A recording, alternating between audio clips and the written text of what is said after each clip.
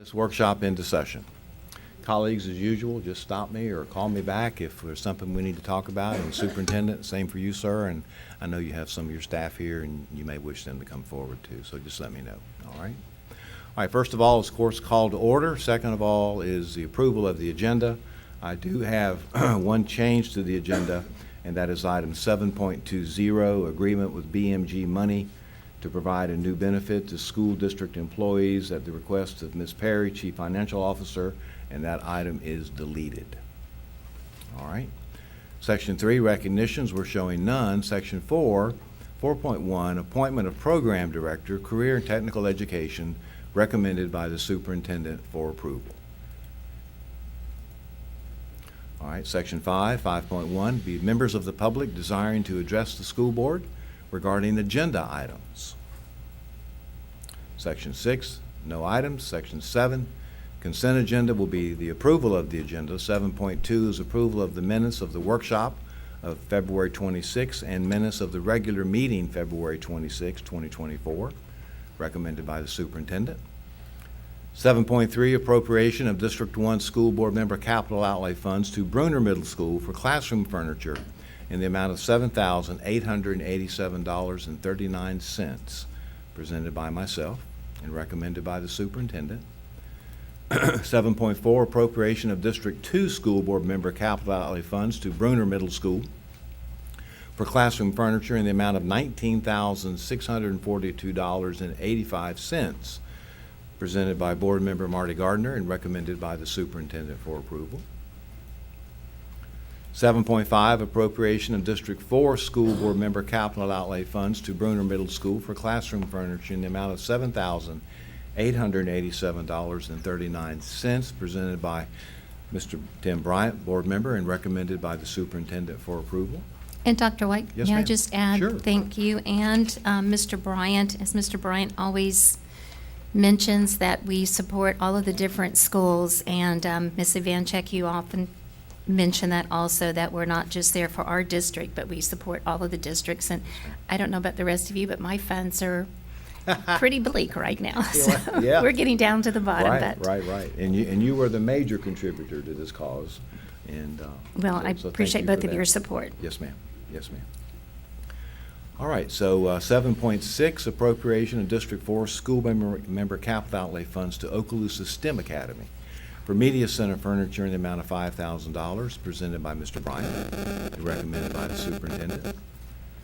7.7, appropriation of District 5 School Board member capital outlay funds to Okaloosa STEM Academy for the Media Center furniture in the amount of $4,985, presented by Dr. Diane Kelly and recommended by the superintendent.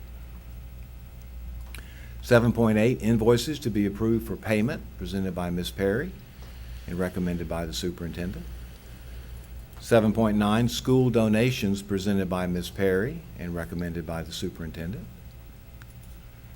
7.10, payroll calendars for fiscal year 2024-2025, presented by Ms. Perry, recommended by Superintendent Chambers. 7.11, RFQ 24-45, Benchmark Education Company, presented by Mr. Wyndham, purchasing and recommended by the superintendent. 7.12, RFQ 24-46, Just Right Reader, presented by Mr. Wyndham and recommended by the superintendent. 7.13, renewal of ITB 19-05, Chemicals for Cooling Towers, presented by Mr. Wyndham and recommended by the superintendent. 7.14, renewal of ITB 20-11, Annual Ceiling Tile Replacement Bid, presented by Mr. Wyndham and recommended by the superintendent. Dr. White, I have a sir. question regarding that. All right. Is this just something that is just to have in place just to replace tiles throughout any school, or is there a specific school that we're looking at? Just- And the ceiling grid. Okay, thank you. 7.15, renewal of ITB 22-14, Band Instruments District-Wide, presented by Mr. Wyndham and recommended by the superintendent. I want to comment on Yes, that. ma'am. I'm glad that, we've been doing this for a while, and I'm so glad that we can continue to do this because our band programs are so important, all are, but it's And so I did notice there were a couple schools not on here, but we do that in a rotation, right?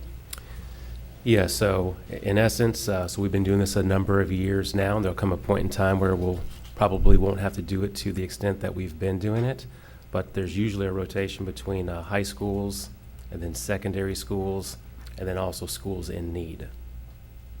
Yeah, 'cause I saw a couple of middle schools aren't on here, but like you said, it rotates, so.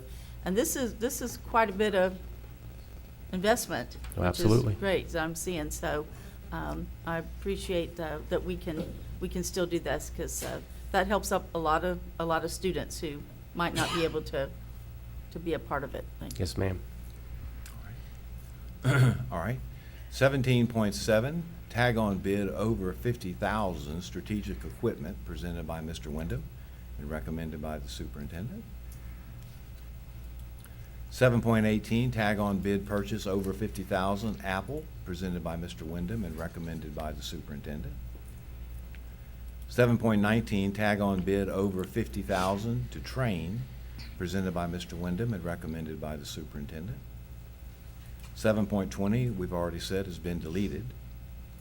7.21, request to advertise a public hearing for adoption of revised school board policy 04-49, district harm prevention and threat management, presented by Mr. Danny Dean, Program Director, Safe Schools, and recommended by the superintendent. 7.22, early college dual enrollment articulation agreement between the School Board of Okaloosa County and Northwest Florida State College for the 24-25 school year, presented by Ms. Brooke Barron, Director 1, Curriculum and Instruction, and recommended by the superintendent. 7.23, Workforce Development Capitalization Incentive Program dual enrollment for the 24-25 school year, presented by Mr. John Williams, Director, Okaloosa Technical College, and recommended by the superintendent. And then finally, 7.24, request for a course code adoption for the 24-25 school year, presented by Ms. Stephanie Gillis, Specialist, Curriculum and Instruction, and recommended by the superintendent. All right, Section 8, Superintendent's Human Resources Recommendations. 8.1, Information Only, Employees on Admin Leave, presented by Dr. Lee Hale, Assistant Superintendent, Human Resources. 8.2, Information Only, Deferred Retirement Option Program, presented by Dr. Hale and recommended by the superintendent. 8.3, Out-of-Field Report for the 23-24 school year, presented by Ms. Sharon Duron, Program Director, Professional Services, and recommended by the superintendent. 8.4, Heroes in Classroom Bonus Program Application for fiscal year 23-24, presented by Ms. Lindsay Maxey, Director, Human Resources, and recommended by the superintendent. I'd like to speak on that, Yes, please. ma'am. Okay, so I know that is something the legislature passed, and this is our first time applying for this program, right? Yes, ma'am. Okay, I think this is great, and we have 9 employees that I think is on the list here, so. Yeah, and so, if this is approved and they get that, is that a one-time? Yeah, have Ms. Maxey come up and. Good morning, thank you. Hi, yes. Okay, so this year there are 9 that are eligible for the 4,000, and out of that 9, there's 3 that are eligible for an extra 1,000 because they are teaching in a high-need area that was established through this program. We have heard that it is going to be a program that is available to us next year. I don't know that for certain. That's just what we have been told by DOE. And so we would obviously go through the process again to apply if it's available for next school year, which we've Okay. heard it is. Yeah. But I just don't have that, Mhm. that was a conversation on the phone kind of thing. And so this is funded through, This is funded through, this is a bonus program through DOE. That they sent to us and we're applying. It's similar, we had the computer science grant actually last year. This is similar in the bonus process Right, application, right. but that's my knowledge of it.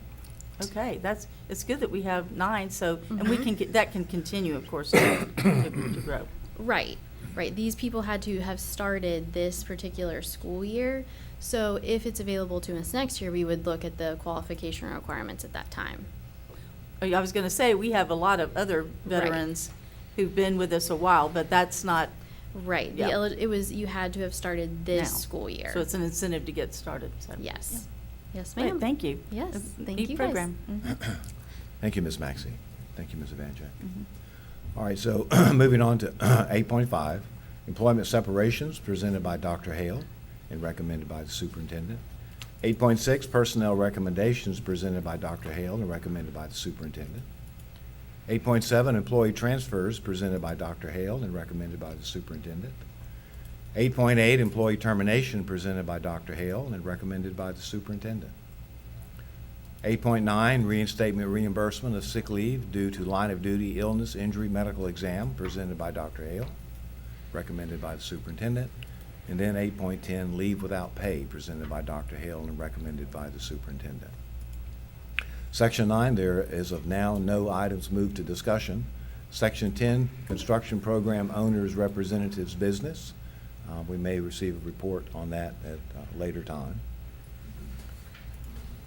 Section 11, Mr. Attorney, your business, sir. No report today. Thank you, sir. Superintendent, you've got some out-of-state field trips, and then anything else you'd like to share? Thank you, Mr. Chair, School Board. I do have a few items that I'd like to share this morning, and then I'd also like a little bit later for Mr. Spolsky, Mr. Horton to address us on the controlled open enrollment and kind of where we are. But I'd like to start with career fairs. As you know, we've annually been conducting career fairs in conjunction with the Okaloosa Public Schools Foundation. And each year it's gotten larger and larger in terms of participation by students and participation by colleges and businesses in the community. State legislation has changed or was enacted, which in essence said now you have to have college and career fairs during the school day. So we have made an adjustment. You may have noticed that Fort Walton Beach High School, about a week or so ago, they had a very successful college and career fair at the school, and Ms. Smith is here. They did a great job. But the one I'm talking about for tomorrow, March 12th, there will be a career fair at Beachside Community for the south end of the county to include Niceville, Fort Walton, and Choctaw. Then there'll also be one at the north end at Crestview High School for Baker, Laurel Hill, and Crestview. And I want to say this will be a great opportunity for hundreds of students to enact with colleges, with businesses. But what I also want to say is thank you to all of the businesses that take time to not only come to one career fair, but for many of them, they've come to a second career fair. And I think it's important to note that some of these students have the ability to even get a job this summer or even right away. So it's a big event for us, and just thank our principals, because as you know, there's a lot of coordinating with staff to pull this off, a lot of coordinating with businesses in the community. So just really appreciate that, and I believe the Okaloosa Public Schools Foundation is also helping in this venture as well. So it's a full team effort for our students. So I just really appreciate that. As you know, the legislative session, in essence, has ended. So on Friday, we received word that the budget is final now. It still has to go to the governor for signature, but in essence, it's final. Almost every bill is final. There's a few bills that are still going back and forth amongst committees, but in essence, it's complete. And I will say, as from the FAD's perspective, our Superintendent's Association, I think this is actually a session that was good for public education. There were a number of items which we'll get more specific into as we go later through the year. Some of the deregulation items were passed, but there's still a number that didn't. But I think there's still a good possibility that next year some of these will roll forward. And just remembering with the deregulation, it's a means of taking off the plate of districts and schools of things that were impacting that maybe could be removed. But we'll go deeper into that as we go forward. If you remember the retirement bill, which we're all about, having the strongest possible retirement plan for current employees, for those who've already retired. But the way that the retirement plan was going to impact school districts would have been very difficult. And so our message to our local legislators was, if you're going to do this FRS bill, just think about a different way of funding it, where it would have impacted us about $8 million. So that impact is not there. So I think that was something that was positive for school districts across the state of Florida while still keeping retirement important for employees. So just appreciated that. Their House Bill 1285 establishes a Purple Star School District program. As you know, we have Purple Star schools at every school. So this will also give us the ability to be a Purple Star School District. So of course, we'll be applying for that at the appropriate time. And there'll be more information that will come, but I just want to say thank you to you all who have reached out to local legislators. I think that's important. As you know, we went over to Tallahassee, and we've also spoken with them countless times on the phone as well. So I feel really good about kind of where we are going into this. Now, like I shared with you before, I think on the budget side, there will be some challenges, and meeting with each of you individually to go through those challenges, but we will absolutely have a balanced budget. We will come into 2024, 2025 strong, and we'll be ready to go for the next school year. I do want to share with the board that April, there's a few designations for the month of April, and one is the month of the military child. And the theme this year is saluting the silent heroes of military families. And as you know, our students are the ones who sometimes when their parents are deployed, even if it's not both, whether it's just one, that's hard on students. So really reaching out to our students and having programs such as the Purple Star School District, making sure that we do things for our students. But I thought it was interesting because one of the pieces that's put out is the word joint as it pertains to the military world, meaning all services. But it goes on to say, in the world of color, if you combine Army green, Air Force blue, Marine red, Navy blue, you get purple. So that's where the purple comes from. And then also, April is Autism Awareness Month. So through Mrs. Ard's department, we will be recognizing our Autism Awareness Month as well. And as you know, we have several schools that service our students and do a great job with that. So just really want to make sure that we highlight that. Do want to let the board know that, in essence, when we get back from spring break, the testing season has begun. And I mean testing season. In essence, writing will begin April 1st through the 12th. The civics exam, April 15th through the 30th. And then once we get into May, we have the reading, we have the math, we have the AP, we have the IB, we have the ACE, we have the CTE. So it is a testing season. And I mention all of those to also say, because it's a large amount on schools, from our guidance counselors to some of our TSAs, to our administrators, to the teachers, the staff. There's a lot that goes into the testing, and as you all know, it's not just April through May. This was August and September. This was December. So there's a lot of testing that happens, so I just appreciate the work at the schools. The end of the 9 weeks has arrived, so parents can be looking out for report cards. And then Mr. Spolsky, if you would come forward. As you know, our controlled open enrollment that we started in January to allow families the opportunity to apply for schools if there's space, but wanted to give an update to the board on where we are. Board members, good Morning. to see you. Yes, good morning, good morning. Happy Monday. As you are aware, we have controlled open enrollment. And this is for families who would like their student to attend a school that they're not zoned for. And this was obviously something that came out of legislation, 1002.31, and it's interesting down on the bullets, each school board, this school board adopted a plan for COE. And we have to keep into consideration those 4 bullets. Obviously, those that are dependent on military students, students that have been relocated either due to foster care or to court-ordered measures. And then we do have to keep also in consideration all of our students that are zoned for those schools in those areas. So this is something that all of our districts are dealing with across the state. And it gets kind of tricky when you get down to the nitty-gritty and the grades and capacities. So when we really kind of look at the bigger picture, all of these 5 components are interwoven with each other. Our schools offer programs and services, and families and people's want to go to certain schools because of those programs, services, extracurriculars, or sometimes even because of legacies or traditions. Their family members went there. As our schools go through the registrations, they do that in the winter. They continue that in January and February. That's really what starts to build enrollments and capacities. And then obviously, when school starts, those October and those February times is when the FTE comes into place. So it's a continuous process, but it also, there's a lot of places where it overlaps with each other as well.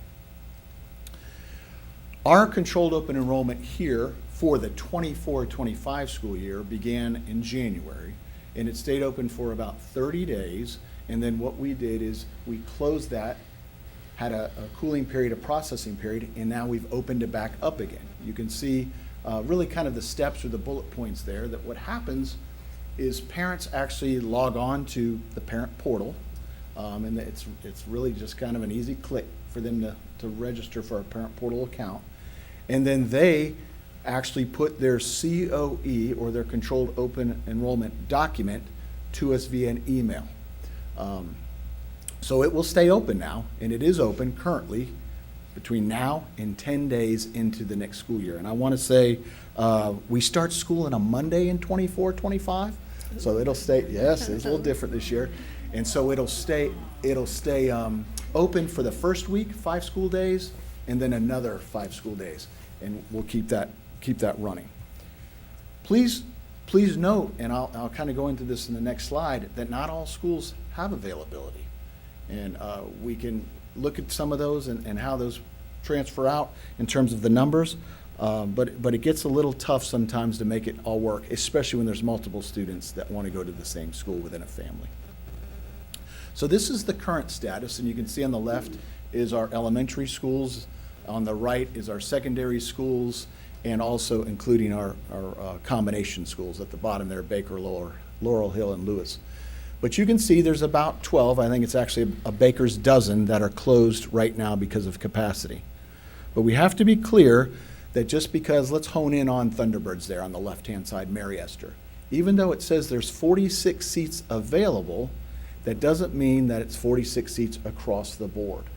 So if we really looked at Mary Esther, there's 22 kindergarten seats available, okay?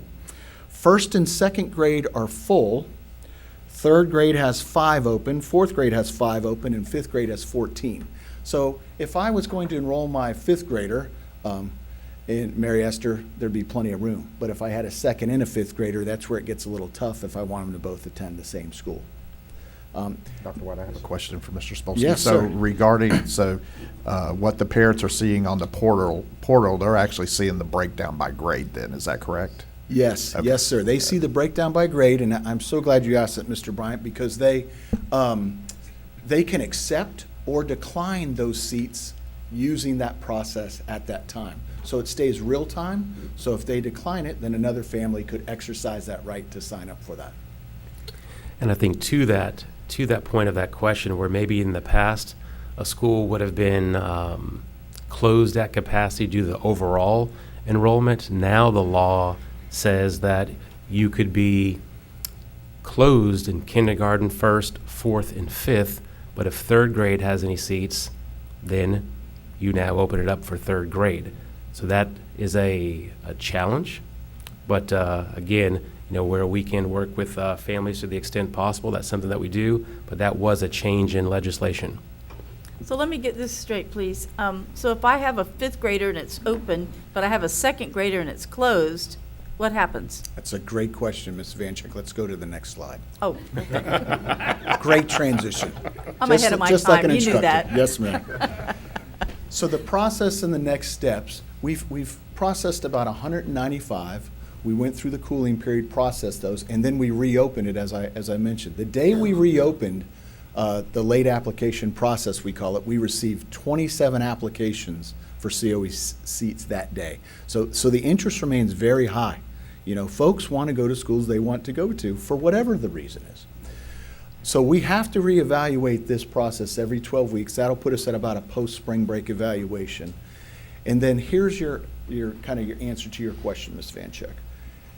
We are excited now, the hardship appeal is an electronic offering. So we have on our website, it has the COE hardship email address, and that will automatically, similar to how some of our different documents do in our district, send an email that says, hey, I am applying for a hardship. Usually Ms. Foraker and the MIS team, Mr. Horton and myself take care of those on paper, and now it'll be a process that goes through where we work strategically with that principal and that family to see if we can get them in that school. But we do have to look at capacities for certain grades. And unfortunately, some of our schools will fill up, and some are full as of right now, like on the chart. It's a great question. I also want to thank all of the team at MIS. They've been working not only on just looking at the numbers, but also trying to streamline this so that all of our families, it's an easier process. We want all those little kindergarteners to register so that they can be a part of our school district. Eventually, those are the ones that progress all the way through, get their diplomas, and while they're here for 4, 5, 12 years, they're earning some FTE. So, any questions? Yes, so when we're closed, we legally cannot go over that, right? We do try to go back to those criteria. If, just like with class size, we've wiggled a little bit on that the last few years. But we try to hold those. When we're closed, when it comes to this, we're closed. If I have someone that comes through, I take that down and we look at that, Mr. Horton and myself, for the conditions. But we talk to those principals. Those site level leaders are the ones that really know those capacities and those pieces at their building level. We may have those on a printout or we may have those on a computer, but we're talking about actual children in seats on situations like that. Okay, so if someone moves here, that would be a priority, and they move in that area that serves it, that would have to be looked at as a priority, like as one of those 4 criteria. Yes, and remember, those numbers come from not only enrollment histories, but from capacities and fish reports, and we save a bank of those seats, a small percentage, for those students that are in zone to be in that district through our school site locator. And that's why it's so important that parents go ahead and either enroll and/or withdraw a student. Sometimes people don't follow the paperwork on one way or the other on that, and hold out, so to speak. Yes, And ma'am. it's important that if they know, that we know, so the district knows, so that you can make these adjustments. So the data is accurate, yes, Yeah. ma'am. Yes, ma'am. Thank you. Yes, sir. Let me get my microphone on. So 2 questions. One, Elliott Point has asterisks by it. What does that signify? I don't remember that one, sir. Okay, That came straight from Ms. Meserve, but I'll get you the answer to that Okay, question. no, I was just curious of Yeah. what that might is. And Mr. then- Horton, did you know what that one is? Yeah, it could be. Could be. Could be. I'll check with Ms. Meserve and get you that one. Might be a typo. And to and to follow up with Ms. Ivanchek's question regarding the numbers, since we do all of this online, I am pretty sure that these are real time. So as soon as somebody enrolls, let's say like she said, they're for Mary Esther, Yes, sir. that's where they're zoned. So there's 46 in there right now. And one student enrolls, would that drop that? Would y'all see that go down to 45 then, something like that? Yes, the way that they have it set up there at MIS right now, and Right. well, that's because of we're not in the paper. Right. It changes. So it's real time? Yes. Okay. It usually takes 12 to 24 hours to refresh in the Sure. computer. Sure. So But real with the, time, no. but with the amount of requests we're getting, 24 hours is a significant amount of time, yeah. Yeah, I was looking on the phone while you were asking that question if she put the asterisk, but I'll get you that, Mr. Bryant. Yes, sir. It's all good. Yes, sir. That's all I had, sir. Okay, any other questions, colleagues? All right, thank you, Mr. Spolsky. All right, Superintendent? All right, that's all I have. Okay, thank you, sir. All right, that takes us down to Section 13, Board Members' Business, and Ms. Gardner, I'll start with you, ma'am, if you don't mind. Thank you. Thank you. Mr. Chambers, thank you and your team. I know I met, and I think some board members still are meeting this week, that going through the budget with you and how hard your team is working to keep those cuts away from the classroom. And that's something you, again, and your team reiterated several times that you're working as hard as you can to keep any type of cuts from the classroom, and I appreciate that. Ms. Vancheck and I were talking that it's kind of a time that we're winding down on some of the sports activities, and spring break starts Friday, and I know I have some teacher friends that can tell you by the hour how many hours remain until Friday. They were ready. And again, Mr. Chambers, you mentioned that when we come back, it's 9 weeks. It's going to be 9 fast weeks of testing. And just to wish everyone a great spring break, relax, and for our students, be safe out there. That is a main thing right there, is relax, have fun, and be safe. And that's all. Thank you. All right, thank you, Ms. Gardner. Ms. Evancheck. Yes. Mr. Chambers, I would like to add something on the college career fairs, because as you mentioned, that is, we have done that under the Public Schools Foundation, and we're continuing to be the driving force. And I do need to single out Debbie Tate, who is just a miracle worker and a superstar. She organizes all of those things, and this year having the two, so I want to really shout out to Debbie, who behind the scenes, you don't see her and all the things that she does, but it's exciting to have this, and so glad that you mentioned that. And also want to do a congratulations to the Baker High School Band, who did great in the MPA, and now for the first time in many years will get to go to the state competition in Tallahassee. So very proud of Mr. Campbell out there and what they're doing in band with Baker. Also, yes, it's spring break, and I wrote the little message in our Catch the Wave, and I talked about spring break because living in an area where a lot of people take their spring break and spend money to come here, I just wanted to make sure that we're telling our students that it's very easy to get caught up in the flurry of everything and people coming down here and all that, but to make good choices when they're out there, and to one little mistake like that can really make a difference in your future. So be careful while you're out there, and we want them to enjoy spring break and everybody get recharged, but we don't want anything bad to happen to them or for them to do anything that would cause a problem in the future. And I know that everybody is excited about that, and so I'm sure they're counting it down today between the time change and the countdown on 4 days. I'm sure it's a challenging Monday in the classroom today, but wish them all a great spring break. And I would like to piggyback on that I have met with you and your staff on budget, and it's amazing how Ms. Perry and all of you bring in all the new laws and the new allocations to give to us, because it's probably one of the most, except for the federal government, I guess, school budgets are so complex that people just don't realize the many things that are going on, and just how many things happen. I was, in the classroom 38 years and thought I knew some things about the budget until I got on this side of it, but I appreciate the work, and I know we still are going to continue. We, for the public, we work on budget pretty much, consistently from now till we approve that budget in September, but budget is always that driving force, and seeing what the governor will sign off on, that'll be, what sets us going. So thank you for that. Thank you, ma'am. Mr. Bryant. Thank you, Dr. White.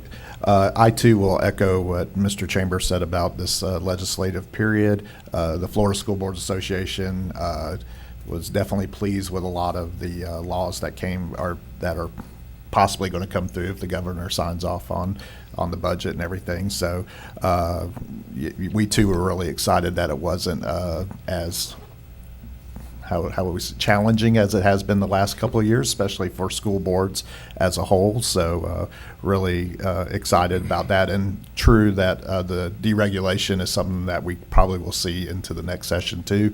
And with it being a non-election year, maybe some things that probably might have been hot topic items this go around, because it is an election cycle, will hopefully make its way through.